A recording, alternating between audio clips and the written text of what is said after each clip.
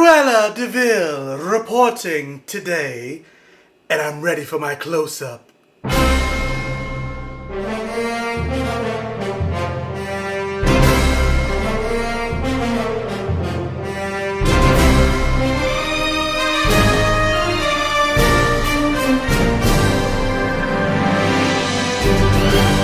And welcome to my safe haven, everybody. Thank you once again for joining me for another review on the Black Gay Comic Geek channel. Guys, I am only 30 subscribers away from hitting another milestone of 4,000 subscribers. Holy smokes. And I cannot thank you guys so much for riding and being with this channel, for helping me even get to 100 subscribers, let alone almost 4,000 subscribers.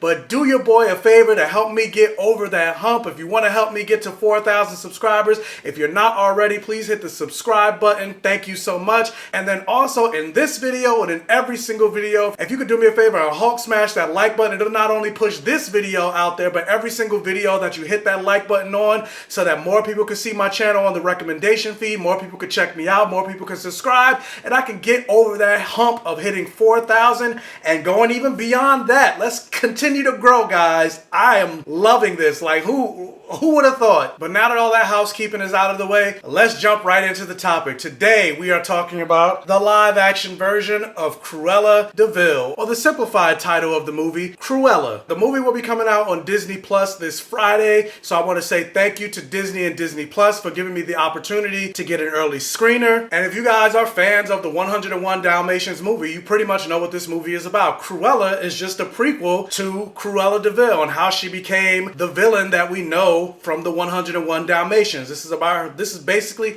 her life story. And really quick, because I'm thinking about the shirt that I'm wearing of the great Disney female villains of all time, I'm like, we already got 2 live-action Maleficent movies with Angelina Jolie, and now we have a Cruella movie. I don't really care about the Queen of Hearts, but we definitely need an Ursula prequel movie at this point. I'm like, can we get an Ursula movie? That's really what I want to see. I've been wanting to see an Ursula prequel for the longest time. So yeah, Disney, get up on that and cast a black woman as Ursula. Because you can't tell me watching Little Mermaid that Ursula is not a black woman. And then not only just that, I know the character of Ursula was based off a drag queen, a white gay drag queen, and most white gay men get their whole persona from black women, so just give it to a black woman. But anyway, Cruella DeVille. And in the role of Cruella DeVille herself was Emma Watson. I said Emma Watson. I know it's Emma Stone. Emma Stone, Emma Stone, Emma Stone. I keep saying Emma Watson. Most people will know her from Zombieland 1 and 2. She was also in La La Land, a movie that I refuse to see because it's a movie about jazz, yet it's starring mostly white people and there's really no black people in the movie. Yeah, not interested in that. And then I think her biggest role to date was her being Gwen Stacy in the Amazing Spider-Man movies with Andrew Garfield. And this movie also has Mark Strong and also the great Emma Thompson as the Baroness, the antagonist of the movie. So you have Emma going up against Emma. And to be perfectly honest, I was surprised by how much I thoroughly enjoyed this movie. Like, I went into this movie like, yeah, I saw the trailers and I was like, the trailers look kind of interesting. At the same time, it didn't really seem like Disney was promoting this movie that much. Like, I haven't really seen any, even the fact that this movie is coming out this week and I haven't really seen that much promotion for the movie, so it seems like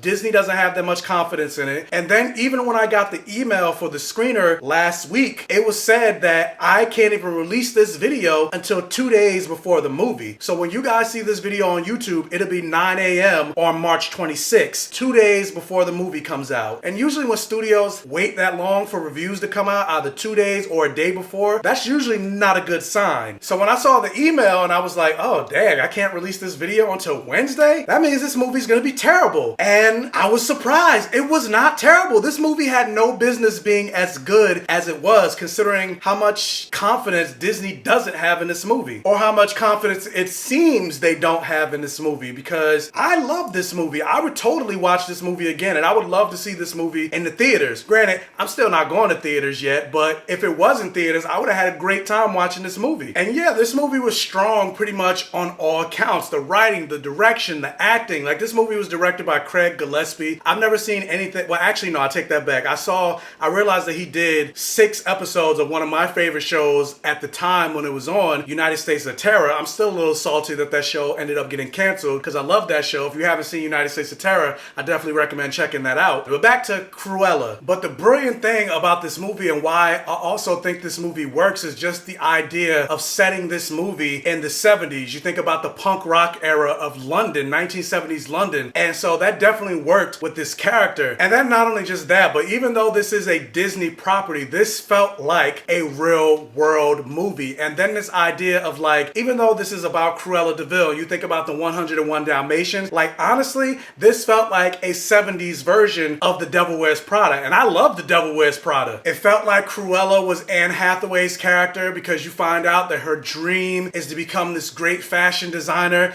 And then it feels like the Baroness, played by Emma Thompson, she's Meryl Streep's Miranda Priestley's character. And just that dynamic between the two of them, like, that's exactly what this movie reminded me of. Now, obviously, there is a lot of differences between The Devil Wears Prada and Cruella, but there's also a lot of similarities. And like I said, I love The Devil Wears Prada, so I love that cat and mouse game between Emma Thompson's character and Emma Watson. I keep saying Emma Watson. Emma Stone. Now, getting into Emma Stone, like, Emma Stone's performance as Cruella de Vil, like, she is definitely what makes this movie work. She's not the only thing that makes this movie work. Like I said, I enjoyed the directing and the writing and everything like that. But Emma Stone as Cruella de Vil lights up the screen every single time she's on camera. Like, the majority of this movie is following her. She's the main focus and pretty much in every scene of the movie. And this movie is better for it. Like, I love her as Cruella de Vil. We know Emma Stone is not English. She's not from Britain, but she is putting on an English accent. And I thought her accent was very believable. And I don't have a problem with the fact that they didn't cast an English actor. I mean, hell, how many times did they get English actors coming over here playing American? Think about Spider-Man, Superman, Judas and the Black Messiah, etc. And I mean, I haven't seen all the live action Disney movies, but of the ones that I have seen, and I've seen most of them, I would say that this one is probably my favorite, Cruella. The only ones I haven't seen, I believe, is just Cinderella. That's the only one I didn't see. And I mean, I thought most of the live action Disney properties were decent. I mean, the best one before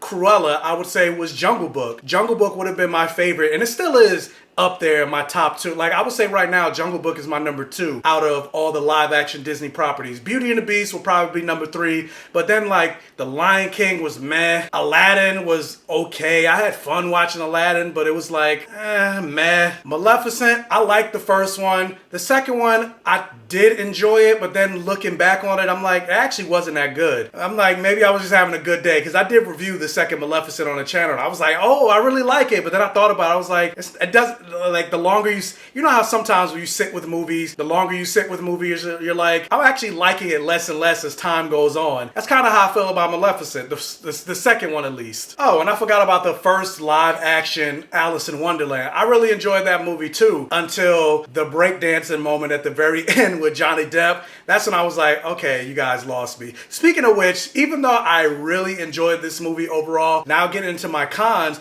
there was a certain part of the movie, about an hour, this movie's about 2 hours and 20 minutes, about an hour and a half into the movie, something happens and there's this reveal and a moment that I was just like, really? This is what y'all, okay, y'all kind of lost me here. But even having that reaction and wishing they did kind of go a different route with the story, I still enjoyed what I got from the movie. And yeah, like I said, it's my number 1 out of the Disney live action movies. So I don't understand why Disney didn't have any faith in this movie. Maybe it's just me. Maybe I really enjoyed the movie, and maybe other people will watch it and be like, you like this movie? This movie sucked. That's why entertainment is subjective, but I liked it. Hopefully you guys like it too. Also, another thing that I forgot to mention is they actually have a gay character in this movie, with this being the 1970s and it being about fashion. They have a flamboyantly gay character. Of course, obviously, he has no love interest. They don't actually name drop the fact that he's gay, but it's pretty obvious that he is. And so I guess you're supposed to say kudos to Disney for including representation.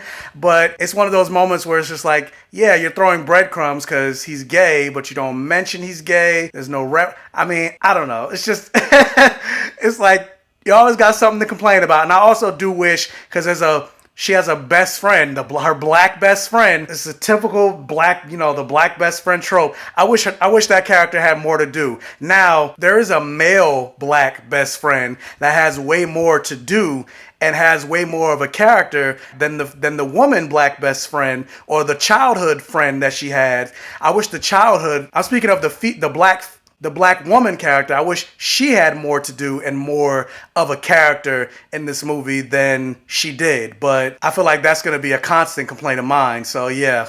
But when you guys get a chance to see it, I'm very curious to let me know what you guys think. But for me, I'm going to say the live action version of Cruella was a high hit. And really quick, something I just remember, something else that I forgot to mention that I really loved and what made this movie for me is the score and the soundtrack. There was just so much good music. You think about that 70s aesthetic. You had the Bee Gees, Florence and the Machine, Tina Turner, Judy Garland. Like, the music was so good in this movie. Like, I would download the soundtrack alone from this movie because there was so many bangers from this movie. So yeah, definitely high hit. I really enjoyed it. Again, hopefully you guys enjoyed too. But the question is, are you guys looking forward to seeing Cruella? Maybe you are after this review. Maybe you're still not looking forward to it. But yeah, after you guys get a chance to check it out, let me know what you think in the comment section below. Also, if you can, once again, reminder, please hit that thumbs up button. It'll really help out with the channel. If this is one of your first time checking out one of my videos, please check out the other videos on my channel. And if you like what you see, please subscribe for more and hit that bell notification button so you're alerted every single time I post a new video. And tell your friends, families, and neighbors about my channel to help me continue to grow. And as always, I will catch you guys next time.